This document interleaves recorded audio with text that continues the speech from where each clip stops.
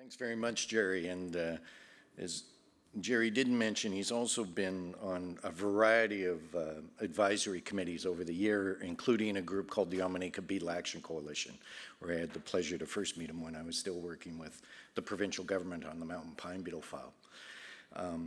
Jerry's always been a very, very passionate advocate for rural communities in many things that he's done, and so he's always helped us out. I've always deeply appreciated that. Right off the bat, I have to apologize. I'm breaking all the rules you're supposed to use when you use PowerPoints. You're going to see a whole bunch of graphs that I've taken out of various reports that we've done that you're not going to be able to read the details. Don't worry about it. I'm hoping you'll just notice, and I'll point out the trend lines, because that's really the key issue, is what I'm trying to show you through some of the work that we've done. As most of you will know, in rural British Columbia, many of our communities are still very highly forest dependent, although we've lost thousands and thousands and thousands of jobs. And as most of you in this room know, that we're facing some pretty severe challenges right now with some more both temporary and probably permanent sawmill closures around the province. On this, like I say, I'm going to go through these relatively quickly, and I know I'm sort of preaching to the choir here that most of you already know this. But, you know, we've lost a lot of forestry jobs in this province, and it's not been just recently. It's been a long-term trend ever since the early 90s. Largely the result of technological change and going to what we now call the super mill configuration, where we now have, as Jerry says in his community, if it ever works to the full design, I believe what is the largest sawmill as far as production capacity in North America, but it has less, I believe, than 120 people working in it. And it can produce what probably used to take about 10 mills to produce the same amount of lumber, and those 10 mills would have employed 500 people. So it's a huge, huge impact for us.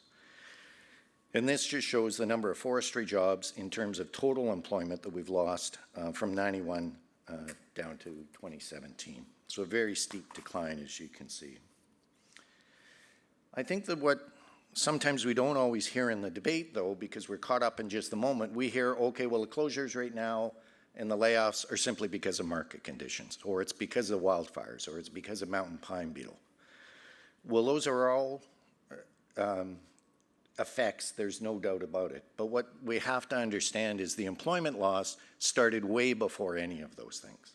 Again, as a result of technological change, corporate consolidation, and mill configuration. And quite often, what people don't understand is we were losing employment even as the cut was going up. And so what this slide just shows in those gray bars is that over a 20-year period, the annual harvest has always been somewhere between 60 to 80 million cubic meters a year. But the jobs have steadily declined, and have declined in a huge amount, 50%. So it's very, very significant job losses. And that's been during the uplift of harvest 5 or 6 years ago because of mountain pine beetle. Now, there is no doubt that we're going to have a fall down in our timber supply as the result primarily of the mountain pine beetle epidemic, but also because of all the timber we've lost because of wildfires. But again, we have to recognize that the decline had already started, and we were going to have a decline even if we didn't have a timber supply drop because of the configuration of our sawmill capacity. Because even though, I guess that's on the next slide, on this one, it's from the same report that I took it from. What it's trying to show here is that the job loss is not just in the sawmilling sector, but also in the harvesting sector. Again, because of technological change of the kind of equipment now that we use in the woods compared to hand falling and a lot of the skidding and things that we used to do quite differently than we do now. The other thing is that I think that most people don't appreciate is with that steady decline in the number of sawmills we have, again, remember that the harvest, that 60 to 80 million, has been very, very consistent. What people don't understand is even though we've lost half the sawmills that we used to have, our lumber production ability is actually increased. So we have 50% loss mills, but we can actually produce more lumber, and they can eat up more timber. Again, largely the result of technology, lumber recovery ratios going up. So it has a dramatic impact on our communities. Because every time, as you well know, every time we lose that sawmill, we're losing whatever, the 100, 150 direct jobs, the 300 support jobs that went around that in harvesting, the industrial taxation that the community used to get from that mill. It has a ripple effect then through all the businesses that were relying on the income from those workers as well, and from having that facility there. So it is a huge impact on our communities. Again, I don't expect you to be able to read this with a very fine print, but again, this was just taken from a report, and what it demonstrates is we've lost jobs in forestry everywhere. Every regional district in this province has lost jobs in the forest sector. And it's quite significant. So you can't see those numbers, but on the very far side on the percentages, we've got a loss in forest sector jobs of anywhere from 91%. I think the lowest is 20 or 16% or 6% in the Stikine, which was very small to start with. So again, for people to understand, this isn't just an interior issue, it's not just a coastal issue, it is prevalent throughout our entire forest sector throughout the province of British Columbia.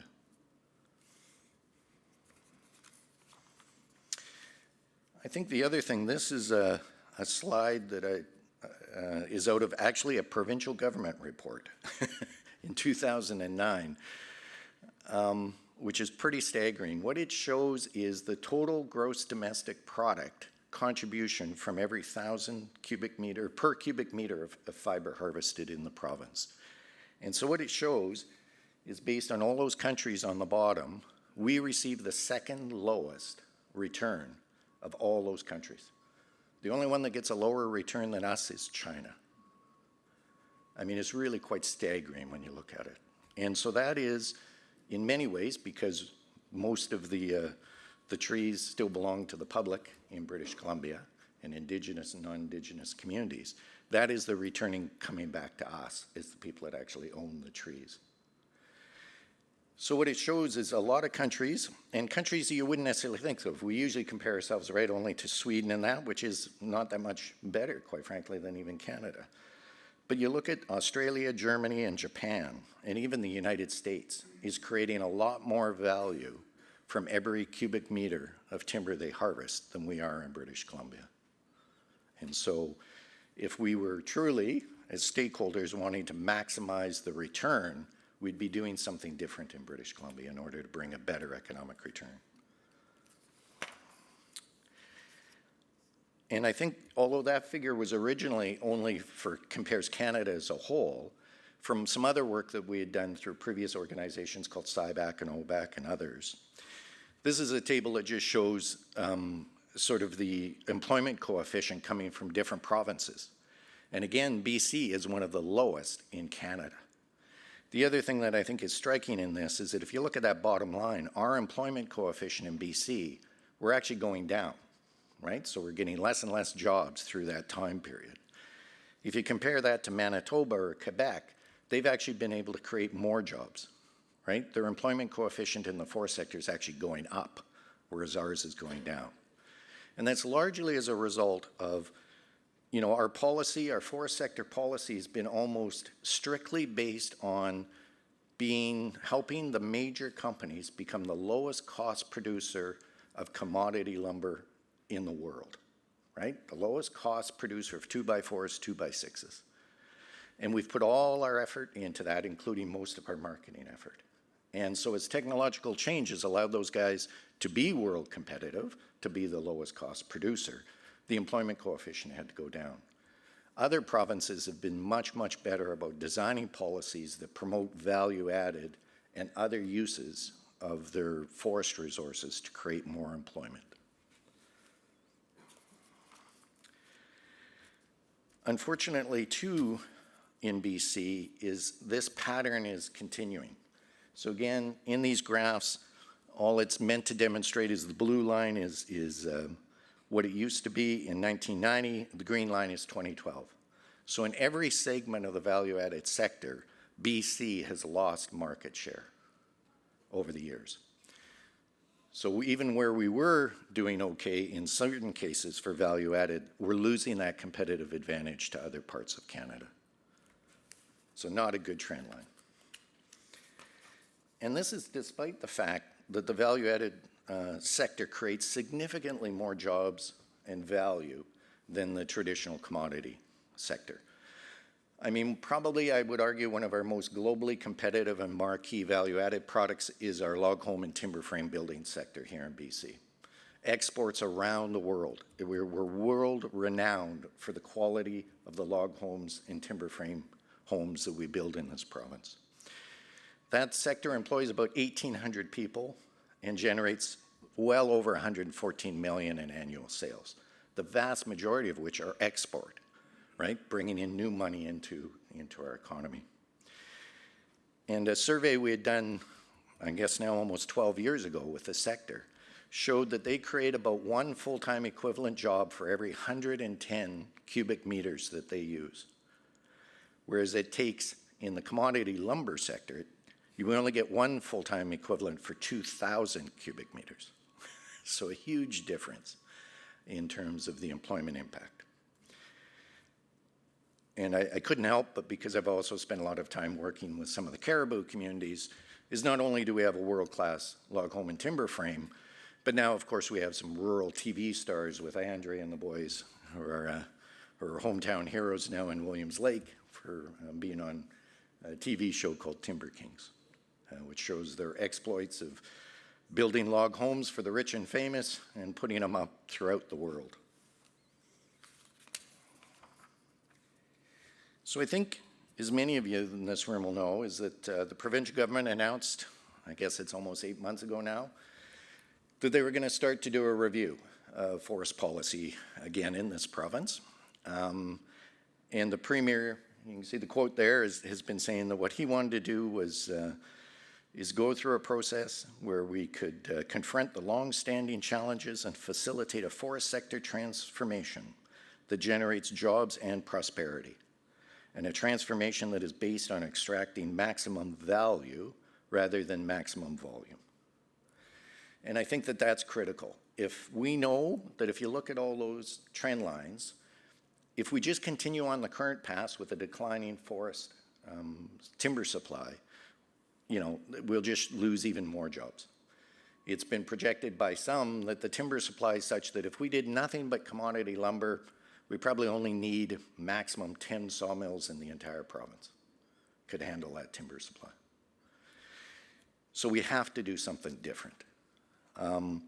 And I think we would argue at the BC Rural Centre, the two things that I think would help the most that we really need to encourage the provincial government to do is first, to really manage our forest sector and the publicly owned forests that we have to increase the number of jobs and the total public benefit we receive from every cubic meter of timber that we harvest in this province.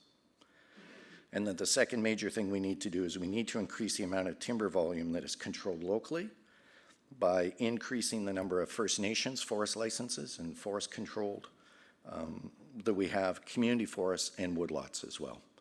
Because I think that what we're finding is a lot of times the innovation as far as being able to provide timber to people who want to innovate and come up with new products, it's much, much easier. They can access fiber much easier from the small tenure holders from either First Nations or from community forests than they can from the major licensees. And our top 3 major licensees now control, well, with tree farm licenses, well over 70% of the entire harvest of British Columbia is controlled by 3 forest companies. So we need, I believe, to get much more fiber in the hands of small tenure holders. So to increase value-added wood production, what needs to be done? Well, there's been lots and lots of reports, some written by university academics, some written by the government itself. Usually there's a value-added strategy, comes out every 3, 4, 5 years from the provincial government. We create some things, we typically disband them within a couple of years, unfortunately. The predecessor organization to the BC Rural Centre, the Southern Interior Beetle Action Coalition, did a really, really good report on growing the value in the BC Interior Value-Added sector, which is still up on our website. And I would say, even though that report now is 5 or 6 years old, the recommendations are still what we need to do. There was some excellent work also done by the Amanika Beetle Action Coalition and by the Caribou Chilcotin Beetle Action Coalition. So there's lots of reports, and there's been lots of really good recommendations.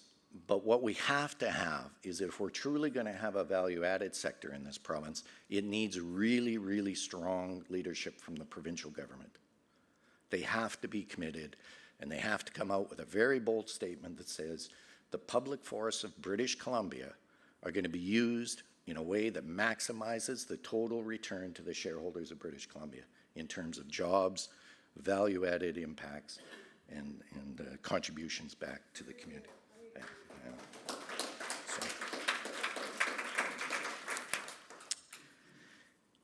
In terms of increasing the amount of timber controlled locally, as I mentioned, I think it's critical that we get as much control of the fiber basket as possible into local Indigenous and non-Indigenous communities.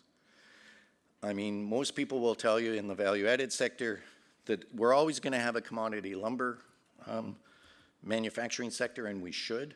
But the problem is that if the people who control all the fiber make 2x4s and 2x6s, there's not a lot of incentive for them to work well with the value-added sector. And they're just focused, like I say, on being the global leader, low-cost producer of dimension lumber. That's what they focus on. So it's all about volume and margins and cranking the stuff through spaghetti super mills. We can't, I think that we have to recognize that every time we lose the very small fiber supply or the small licensee, that has a dramatic trickle-down effect for all our value-added producers, because typically that's where they get most of their fiber supply from. And every time we lose one of those guys, we probably lose 2 or 3 of our value-added companies, and we're not aware of it because they just disappear, because they didn't have access to that. So community forests in particular, that I'm going to talk about based on, again, on some work we've done, I think are increasingly, we're seeing now, as a really, really critical and valuable tool for rural community development. As of 2019, we now have 59 community forests around the province. There's another 4 in the application process. Almost 50% of all community forests we have in the province are either owned outright by First Nations communities or are joint ventures between Indigenous and non-Indigenous rural communities. And 84% of the community forests we have in this province are in communities that have less than 6,000 people. So these are really instruments that work really well for very, very, very small rural communities. Back in 2012, 2013, through CIBAC, we did some work because we had done some joint stuff in the past with the BC Community Forest Association.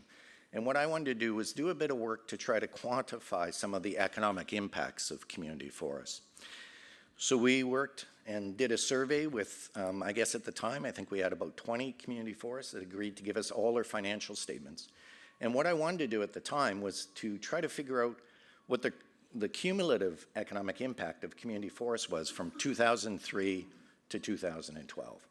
So we asked them all to send us their financial statements, their annual financial statements, so that we could roll it up and see what kind of economic impacts.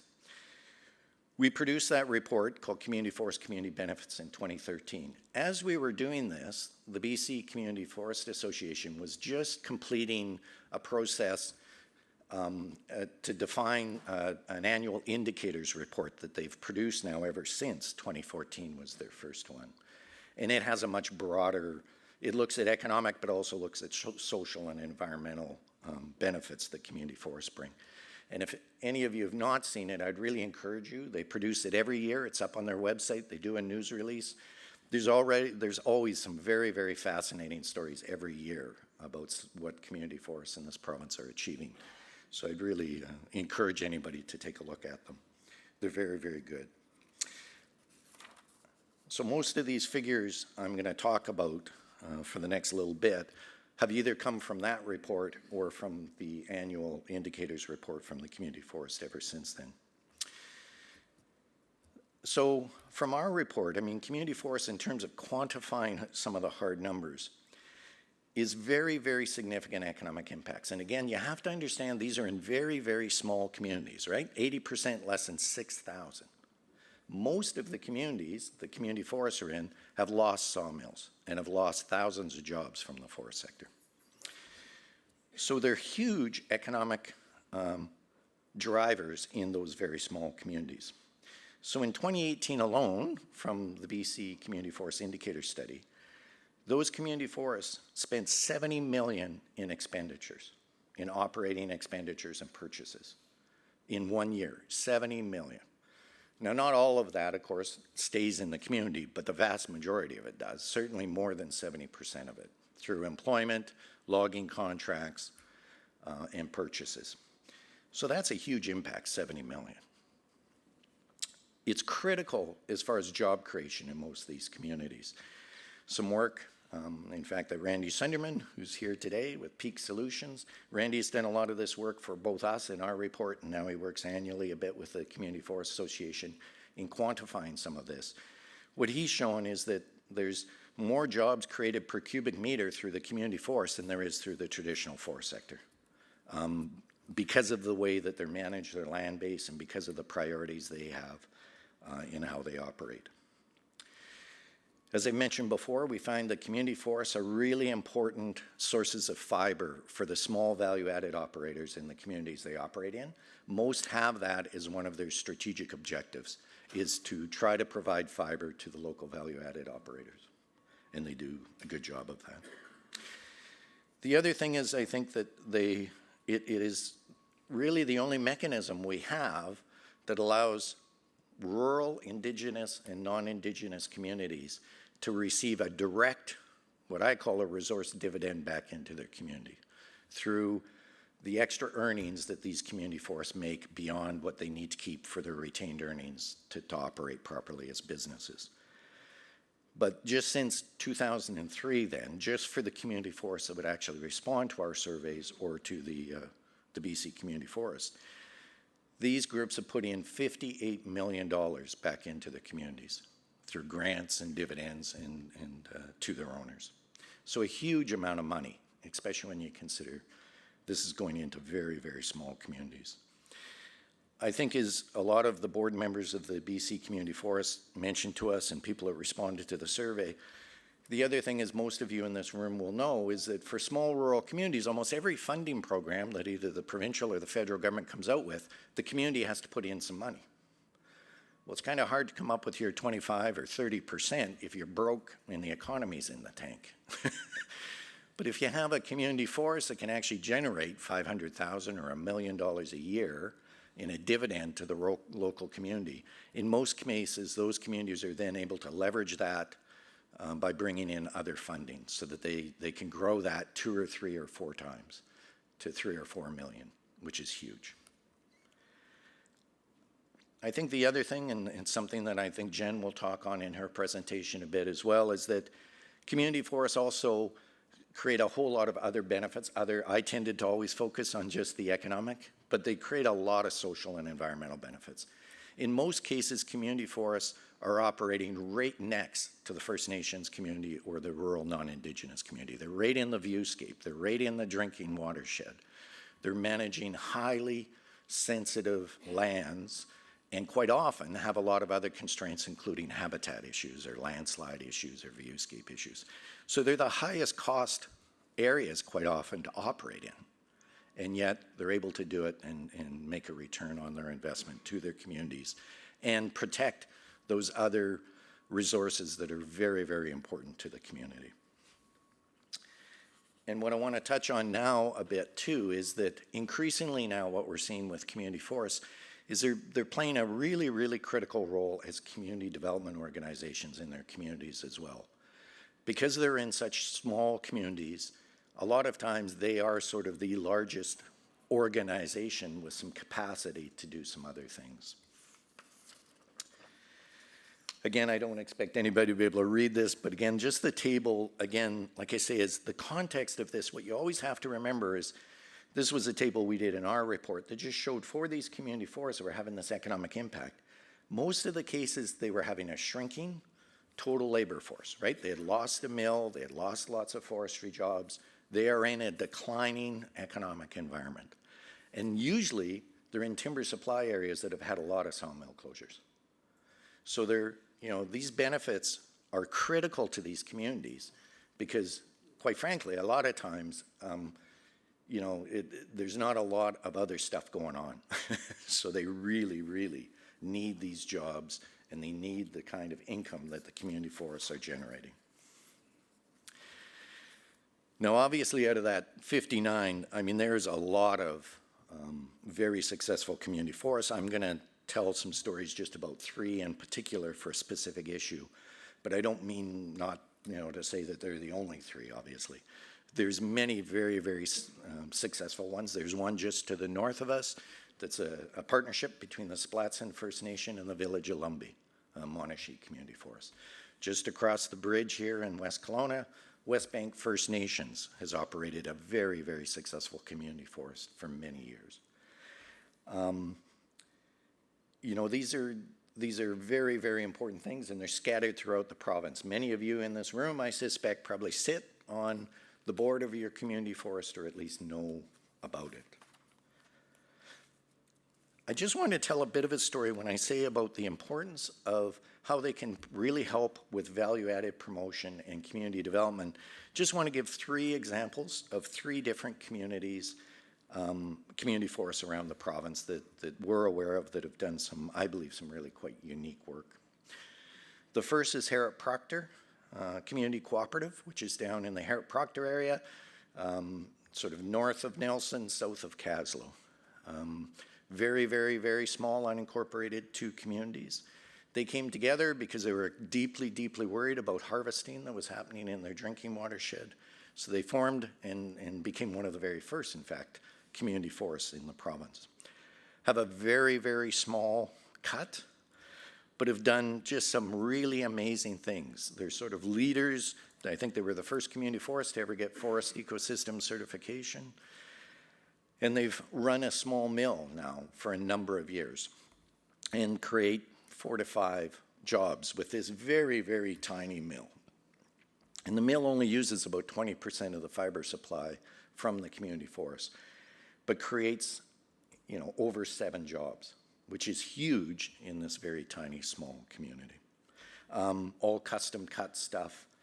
Sell primarily, I would say, probably 50% locally, and then the other 50% to high-end timber frame and other builders that want really high-quality wood that they can have custom cut, that they can tell their clients is coming from a FSC-certified forest.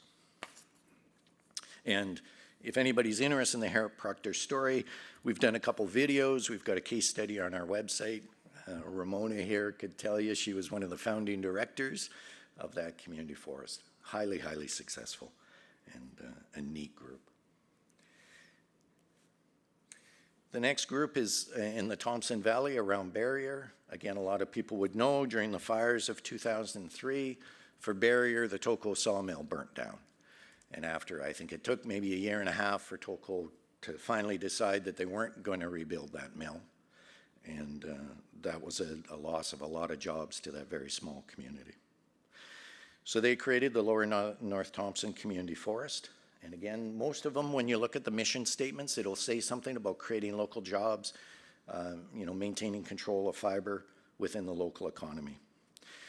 I think when I mentioned to you about being an economic development group within their communities, I think one of the things I'm going to always remember, one of their board members always telling me, Gord, you only want to talk about the money, money, money. It's not just the money. What he was most proud of is every year they host a job development training project and then take 5 or 6 people from the community and from the First Nations, who are their partners in this, and they do a community training project that leaves a legacy project in the community and gives some employment training and skills training to those 6 or 7 people every year. Most recently, they've also purchased some land within Barrier, within the industrial park, and have now invested $800,000 of their earnings into development of this piece of property by putting in 3-phase power. They've constructed a mill building, they've built a small breakdown mill, and they've built and put in a 30-foot modular kilns so they can do some drying of some wood. And again, this is in a community that I think the total area, Randy, it wouldn't even be 4,000 people, I don't think, would it? Yeah, 2,200. So really, really small, right? I mean, a huge accomplishment for a very, very small community. And then lastly, just farther up that valley, within the Fraser-Fort George Regional District, is the community of Valemount, which I've had the privilege of doing a lot of work with.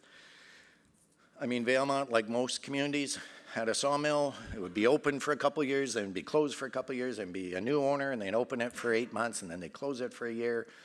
And it was just awful, right? You never knew. And it took, finally, after about the fourth or fifth owner, I can't remember, finally, after leaving it shuttered for a year and a half, finally, yep, we're closing it for good. We're selling it for scrap metal. And that was, at the time, the only major employer in Valemount. Otherwise, it's mainly just a tourism community, mainly for winter, for snowmobiling. So the community came together, said, okay, we want a community forest. There is no mill. The closest mills would be Prince George or down in Clearwater, which is a bit of a drive. Oh, I shouldn't say that. There was one small locally owned value-added mill that had a small woodlot. So the Valemount Community Forest was formed.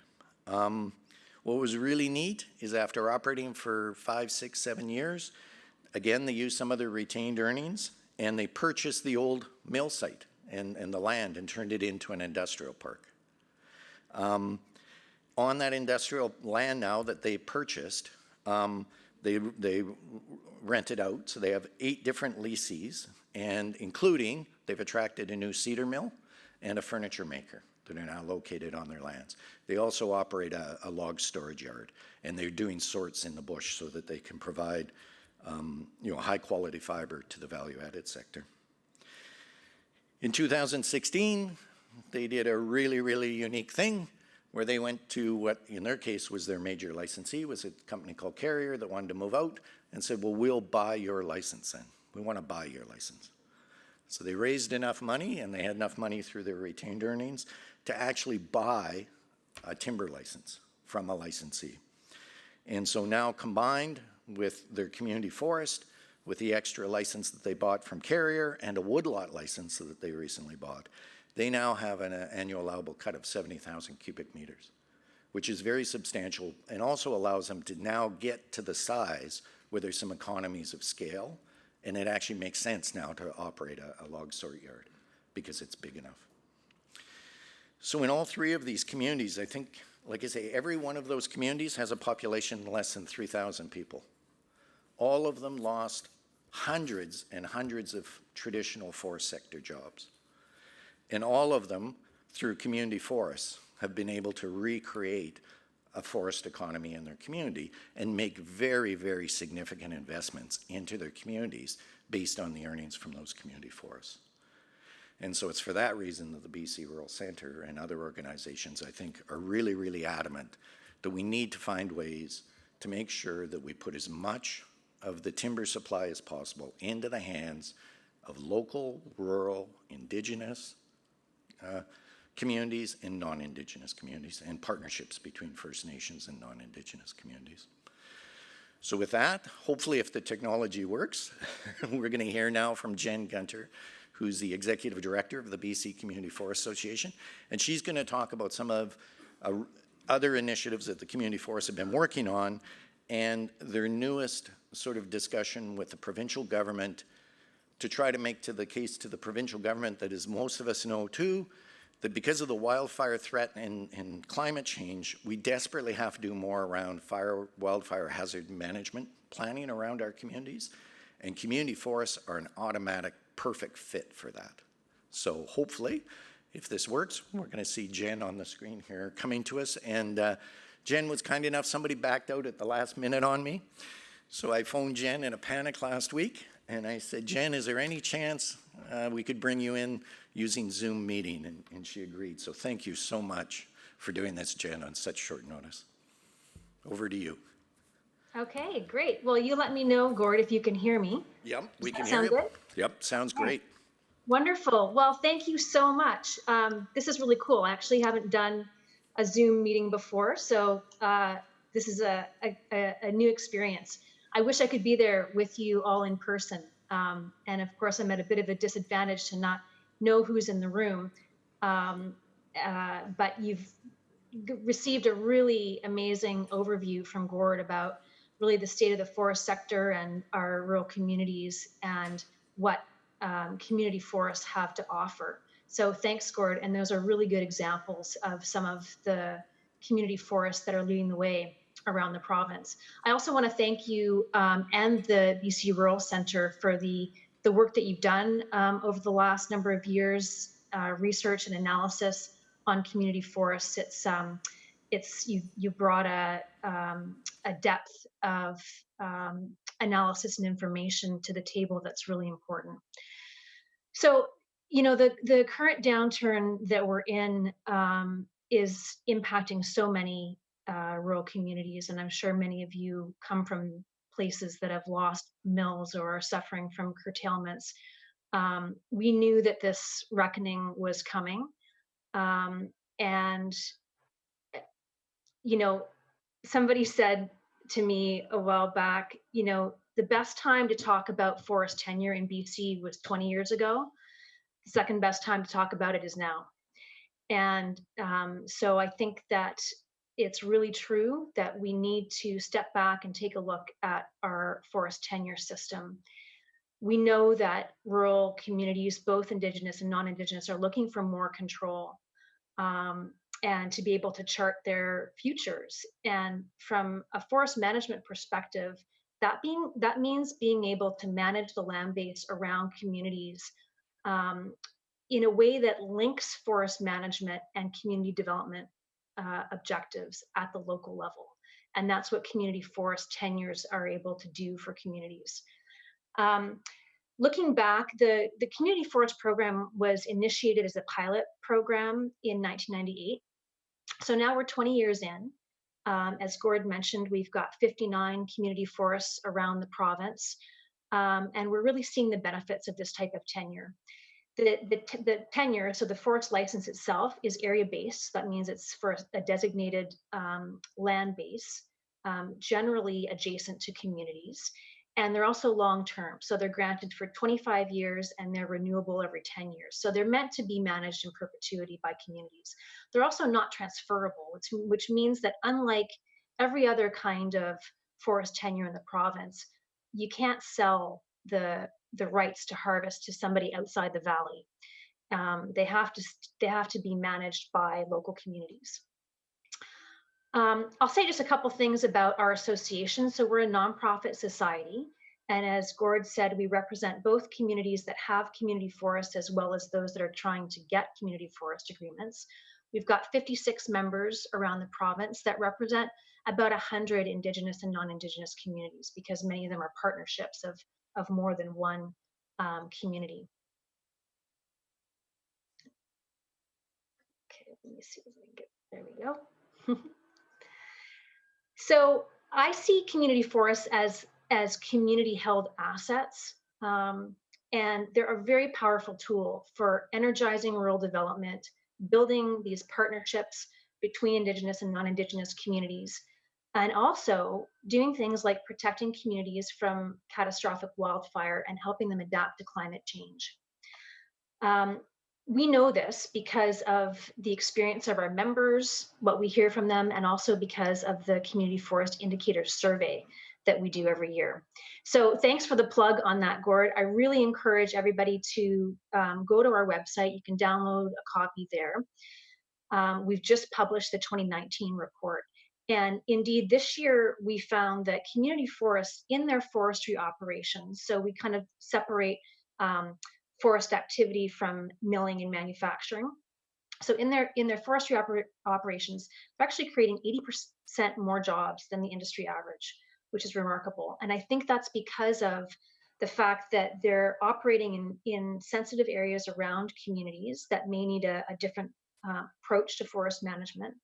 And they're also investing in things like environmental stewardship, intensive silviculture, and also wildfire mitigation and climate change adaptation. Um, so this is one of the key indicators that we measure is proactive wildfire management. It's indicator number 13. And we found in this last survey that 77% of the participating community forests collaborated with local governments on wildfire planning and preparedness. And through collaboration with local governments on wildfire planning, they invested over $12 million in wildfire mitigation. And in fact, community forests themselves invested over $2 million of their own funds. And then they were able to leverage outside funding from sources like Forest Enhancement Society BC and the former Strategic Wildfire Prevention Initiative funding, which is now CRI. This picture is fuel treatment happening in the Cheakamus Community Forest, which is in Whistler. It's a partnership between the Squamish First Nation, the Lillooet Nation, and the resort municipality. And you can imagine when the Whistler Community Forest started out, there were a lot of people in that community that I think, including the mayor, I was told, that really didn't want to see a lot of harvesting or forest management happening at all around their community. But when they realized the threat of wildfire, how severe that was, and that forest management was actually a tool in helping to solve that problem, acceptance of harvesting and fuel management really grew. So wildfire risk reduction has become a big emphasis of their work. So the context for this, of course, are the wildfires that we've seen, over the last more than a decade, but certainly in 2017 and 2018. The map there, which may be pale on your screen, shows 1.2 million hectares in the purpley colors that burned in 2017 and over 1.3 million hectares that burned in 2018. In general, it's fair to say that BC's forests are not resilient to wildfire today. Fire is a natural part of most of our forests, but we've been suppressing fire. We've been putting out fire for the last 100 years. And this fire suppression, combined with mountain pine beetle epidemic, and also our forest management approach that's really geared towards commodity production, has resulted in a buildup of fuels in our forests. And this is what I'd like to kind of emphasize in my presentation here. We're also, of course, already beginning to see the impacts of climate change, which is increasing the risk of very large, high severity fires. And as a province and as a forest sector, we need to shift our focus to maintaining and restoring forest health. So what our association is saying is that mitigating the impacts and adapting to climate change has to become a focus of the forest sector. We're not doing enough. Climate change and the climate challenge demands that we fundamentally rethink how we manage our forests. And this means identifying areas where wildfire risk reduction needs to be a top priority. So for many years, the BCCFA has advocated for a stronger role for community forests in land stewardship and wildfire mitigation. And of course, the events of the last few years, combined with hearing stories or learning now about the proactive work that community forests are doing, has really strengthened our resolve to promote community forests as a strategy for both community economic development and mitigating environmental potential disasters like wildfire. So I'll give you a few examples of community forests that are really showing leadership in this regard. So here's a photo from the Logan Lake Community Forest taken a few years ago. So as perhaps there are folks from Logan Lake there at the conference, they've been leaders in wildfire mitigation efforts for a long time. They were the first community to get Fire Smart recognition in 2003, and they were the first community to prepare a wildfire protection plan. They now see that, and I think many recognize that we need to look beyond the traditional 2 kilometers, which is designated as the wildland urban interface, to the broader landscape. And they are now leaders in the fact that they are preparing as a community forest a broader landscape level wildfire risk management plan. They actually won the Minister of Forests Award for Excellence in Community Forestry this year. So the next community forest I want to highlight is the Slocan Valley Community Forest. So they're called the Slocan Integral Forestry Cooperative. They reported in the indicator survey that 100% of their harvesting was for wildland urban interface logging. So they've made protecting their community from wildfire as their top priority. And I think if there are folks there from the Slocan Valley, you'll know that fire suppression, you see evidence of that on the landscape. You've got a pretty contiguous carpet of forest, if you will. And that needs to change in order to restore forest health and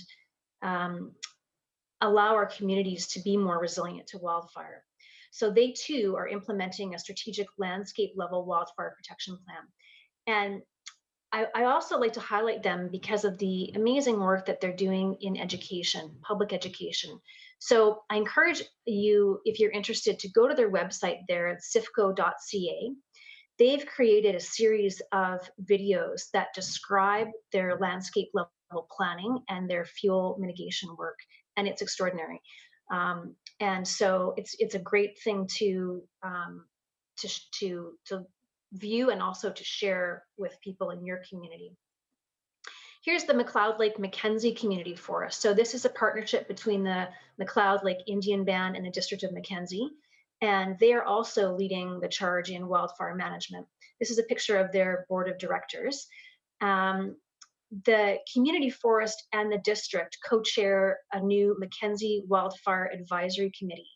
And that committee brings together key organizations to prioritize and streamline wildfire-related efforts within the area, including organizing funding and grants and so on. So there are many, many more great examples across the province of community forests that are really investing in wildfire management. Inspired by this work, the Community Forest Association has developed a concept paper about scaling up the community forest program. In May 2018, we submitted a proposal to the provincial government outlining a vision that would see more community-based tenures. So echoing what Gord said, this would be community forests, First Nations woodlands licenses, other First Nations tenures, woodlots, established in the 10-kilometer zone around communities. This we see is a really critical area for wildfire protection, and it's also where economic development opportunities exist locally, and critical social values and ecosystem services intersect. So we said 10 kilometers for discussion purposes. Of course, that the boundaries of that area would be variable depending on a number of different factors. But what we really said was, look, we need to look at the lands directly surrounding our communities and prioritize community-based tenures in these areas. This recommendation was also made by the Abbott Chapman Flood and Fire Review. There was also a resolution at UBCM in 2018 that was endorsed at the convention supporting this concept.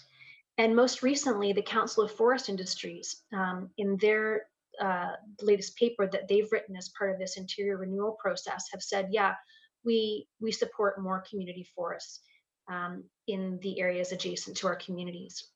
So the challenge, as many of you know, is that AAC, or allowable annual cut, is already fully allocated in BC. So it makes it very difficult to create new tenures in places where they don't currently exist. So it means that we need a strategic shift in government policy, in provincial policy, to reallocate AAC. So in the submission that the BCCFA is making as part of this interior forest sector renewal engagement, we're recommending a number of things, including that the province introduce legislation to enable a reapportionment of volume to community-based tenures.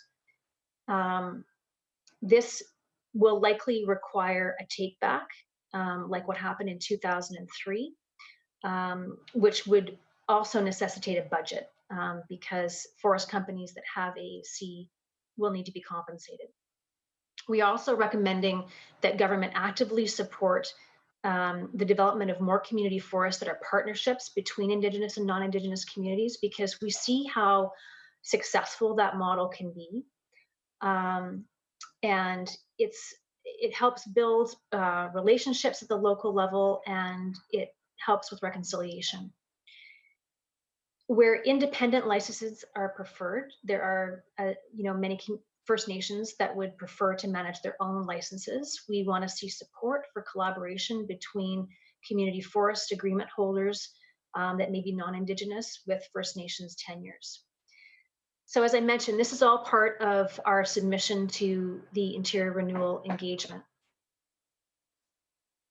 This is a picture of the Lower North Thompson Community Forest and some of the fuel treatment work that they're doing. This is a really great example because the work that you see here is part of their jobs creation program.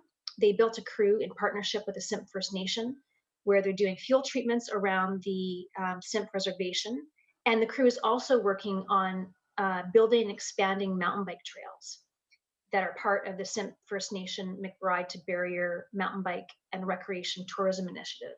So this is what we're talking about when we say, communities need to have the ability to link objectives at the local level on the land base. So here you've got, fire mitigation work, recreation, employment, partnership with local First Nations. Stories like this that show what can happen when communities are given the chance to manage community forests.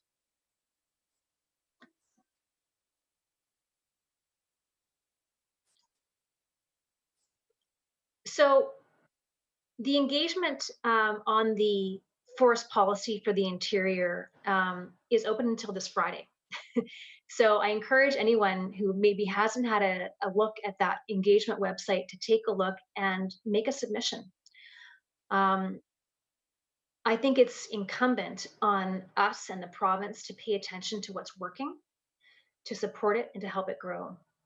And we've been talking about forest policy in the province now for the last couple of years. There's been many different engagement processes and policy review initiatives. I think the changes that we need are more than simply creating greater engagement for First Nations or increasing the public opportunity to review plans. Involving more Indigenous and rural communities directly in forest management by giving them management rights through community-based tenures is the type of change that we need. So I'll leave it at that, and I'm very happy to answer questions.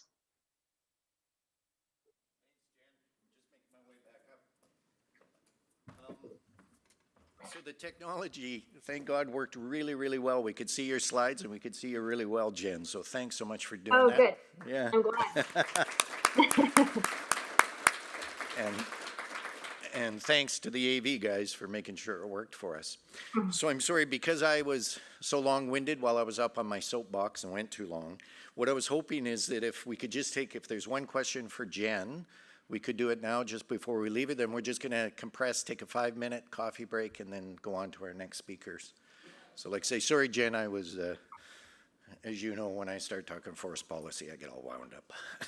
So is there a question at all for Jen while we still have her? Yeah, go ahead.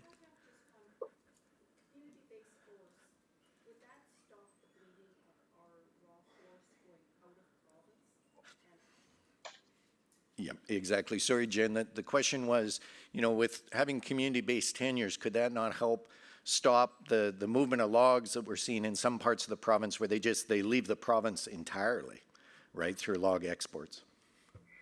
Yeah, so I think that you touched on that, Gord, that, community forests are independent log sellers. So they get to make their own decisions by and large, unless they have a log supply agreement with a local mill already in place.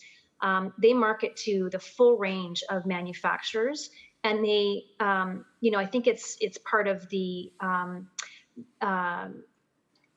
priorities for many community forests to support local manufacturing. So we do see a wider range of manufacturing facilities being supported by community forests.